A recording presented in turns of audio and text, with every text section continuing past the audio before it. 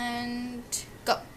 Hello, thanks everyone for coming out and listening to my speech. My name is Pedro Garcia. You guys all know. Thank you very much. So I'm up here tonight. I want to talk to you guys about the use of tablets in the public school system, and as far as the pros and benefits of using tablets, as far as integrative new ways to developing our students and no more overweight textbooks. The 3 points I'm going to talk about tonight are the pros of using tablets in the classroom, injuries from overweight backpacks due to heavy textbooks, and the third item is going to be benefits of using the tablets. According to procon.org, this is just a little bit of insight on what the industry is like at this point. According to procon.org, publishing for the K-12 school market is an $8 billion industry with 3 leading companies that are all involved in developing of textbooks for the kids. That would bring us to McGraw-Hill, Pearson, and Houghton Mifflin Harcourt, capturing about 85% of this market. Tablets are $72 billion industry with 42% of U.S. adults owning a tablet. So it makes you think that, man, 42% of people in America are using tablets already just for entertainment purposes. Not to mention, you can also download books and everything on the tablets already. So our first thing that we're going to talk about tonight is going to be the pros of tablets. Most teachers and students support tablet use in schools. Obviously the kids we know are going to like them, but we're using these tablets for educational purposes. The teachers and students say that they're much lighter than textbooks. Teachers say that they improve standardized tests, and they hold hundreds of textbooks in the tablet memory. They're also environmental friendly, which would save on fossil fuels and what the machines use to burn up fuel. Not to mention the smoke and smog and all the bad stuff that come along with having factories open to generate new paper. And with that being said, it'd be able to save costs on that. We can use our resources in something else rather than having a 24-hour open factory to produce paper than having a tablet that we can just, it costs us energy to use or to charge up. But, I mean, say for example the iPad, it has a 10-hour battery life. You can use that for 3 days without having to worry about it. Especially if you're doing homework assignments, you can dim the light, you can go ahead and scroll through, and whatever you have to do. According to Edudemic, the best tablets for education are, of course, number 1 is the Apple iPad. Number 2 is the LearnPad. It's actually the only proven purpose-built for education tablet. Samsung Galaxy Note 10.1, the Samsung Galaxy Tab, the iPad Mini, Kindle Fire, the Asus ePad, which is also another generated tablet, or generally it was produced for educational purposes. Also, last but not least, is the Nexus 7.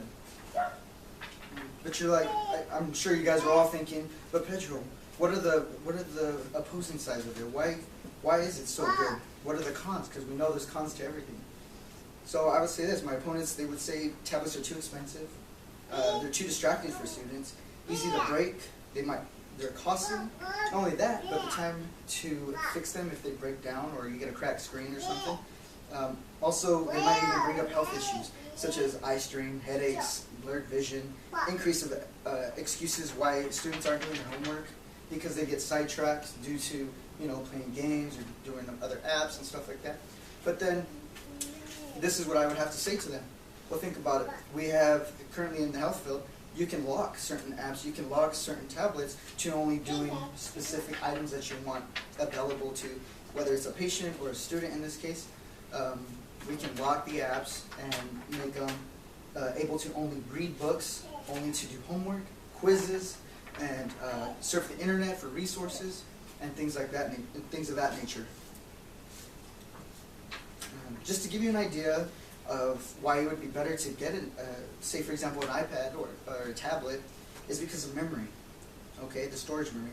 According to procons.org, a 4 gig tablet filled with 3,500 ebooks weighs a billionth of a gram, more than if it were empty of data. So pretty much if save a book on there, it's going to get a little bit heavier, but not very much, right? A difference that is approximately the same weight as a molecule of DNA. The same number of physical textbooks would weigh about 2 tons. Think about that for a second. It's interesting. Now, going into my next point, we said that we were going to talk about injuries, and injuries that are caused by heavy backpacks. Back in, this is also from procons.org. Back in 2011 to 2012 school year, more than 13,700 U.S. children aged 5 years old to 18 years old were treated in hospitals and doctor offices for backpack injuries. 5,000 cases alone in the ER, such as contusions, sprains, fractures, strains to the back and shoulders. Another item that I wanted to talk about was also, just to give you an example, excuse me, students who used interactive digital versions of an Algebra 1 textbook from Apple iPad in California Riverside Unified School District in 2012 scored 20% higher on standardized tests versus students who learned with printed textbooks. So it's actually, there's been studies done where students have actually produced better test scores rather than the traditional way of learning. So which is kind of cool, because you can, if you think about it, all the resources that we'll have at the palm of our hand, rather than carrying and hauling this overweighted textbook, you know. I remember going to school and being a kid too, and I remember my literature book was this thick in high school. I didn't want to carry that around with me. It was so much easier to throw it in my PE locker than to haul it around to the next class or at home.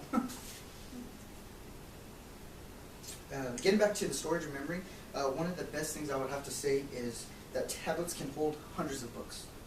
According to procon.org, on one device, you can hold, it can contain the homework, quizzes, and other files, eliminating the need for physical storage of books and classroom materials.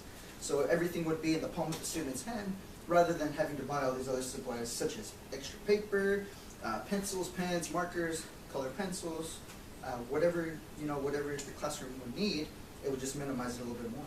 Because also too, on these tablets, you also have what they call styluses, which are these pens with soft-ended tips, and you can write on there with handwriting. You can work on tabbing place to place. If you have children with special ed needs, they can generate different things. They can color pages. They can do different exercises to stimulate themselves, as far as what animal makes this sound, clicking and matching, and so forth.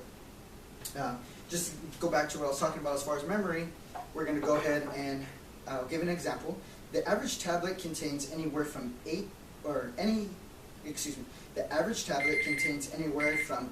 to 64 gigs of storage space. On the Amazon Kindle Fire, for instance, 1,000 books take up 1 gig of space. So if you have 64 gigs of space, that's 64,000 books. Reaching my third point, the benefits of using a tablet, according to Virginia Tech College of Engineering, it helps with note-taking, it's paperless homework, active learning, creativity, collaborating, typing, handwriting recognition, and e-text, what we've been talking about. According to West One Partners in Education, preparing students for the workplace is also a major plus. It gives the ability to confidently use technology in the 21st century, is a necessary skill in most workplaces, because now we work in an age where everything is technology related, whether it's in the classroom, it's in the college, it's in the medical field, or wherever your profession lies. Using digital tools on a daily basis in schools will further develop the learners' abilities to use the technology they are likely to encounter in their future careers. Now, just want to talk about my last point here, my conclusion. Tablets are the future of not only education, but the future of our classrooms and the ways our children are going to learn. Although it may seem it will be difficult to learn new innovative ways and methods to teaching, using tablets will open doors for the future, our kids and our kids' kids. So just want to close my speech up. Thank you, everybody. I appreciate your time and for hearing me out. And I just want to end it on a real good quote that I found, and I really liked it. It's by a Greek proverb, so whoever the Greek person is, thank you very much for leaving your words. Here you go. Quote, "All things good to know are difficult to learn." End quote. Thank you very much. I appreciate your time.